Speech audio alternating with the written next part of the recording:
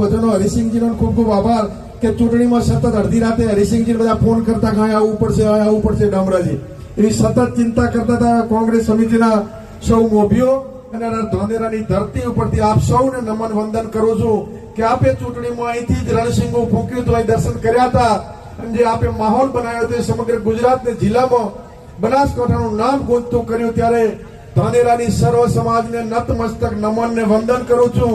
આપ સૌનો દિલથી આભાર માનું છું.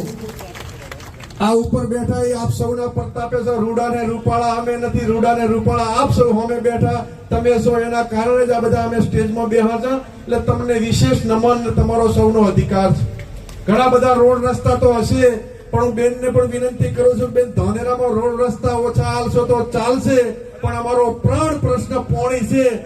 જળ એક જીવન છે દિનેશભાઈ, અને પાણી માટે નેનાવા સુધી સિક્કુ ડેમ માંથી લાવવું પડે, નર્મદા કેનાલ માંથી લાવવું પડે. આ ધાનેરાની ધરતીને લીલીછમ કરવા માટે પોથાવાળા હોય, દોતીવાળા હોય, આ વિસ્તારને પાણી મળે એના માટે સતત આ સૌ મોવડી મંડળ લડશે. આ જનતા પણ લડો તો જ દિનેશભાઈ થાય. આગેવાનો રજૂઆત કરે અમારા કિસાન કોંગ્રેસ વાળા ઘણા લડતા પણ તમે ભેગા જ નતો.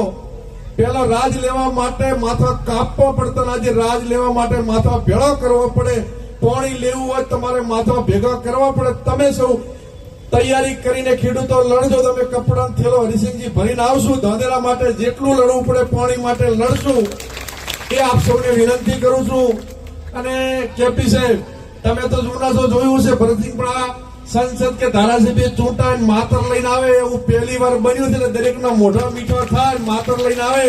આ જિલ્લાએ બનાસની બેન હીરાજી કીધું હતું એ સાચા અર્થમાં બનાસની બેન થઈ અને દરેક તાલુકે માતર ખવડાવે છે. માતર જેવું મીઠું કાયમી આ વિસ્તારને સમગ્ર જિલ્લામાં થાય એવી આપ સૌને મોંમાં ધણીને પ્રાર્થના કરું છું. આપને ખાતરી આપું છું કે 2017 થી આમ તો 12 થી પણ વાવ વિસ્તારમાં છે. તમે બધા વાવ વિસ્તારના ભરોસે અમે બધા કેતા બેન થી થાય તો સારું કરશે. રૂપાપી પણ કોઈનું ખોટું કરતા નથી. આ સિદ્ધાંત છે જેના કારણે આપણે આજે દિલ્હી સુધી પહોંચ્યા છે. કુદરતનો અને બેનના સ્વભાવ હતો કે આપણાથી થાય તો કોઈનું ટાપો કરવું, હાલા ભલા પ્રસંગે જવું, પરંતુ કોઈનું ખોટું તો ન જ કરવું. તમે સમાધાન કરો, શીરો ખાવા આપવાનું, પણ ભાઈ સમાજ લડતા હોય ત્યાં ક્યારે આ કોંગ્રેસ કે મોવડી મંડળ રસ નથી લેતું.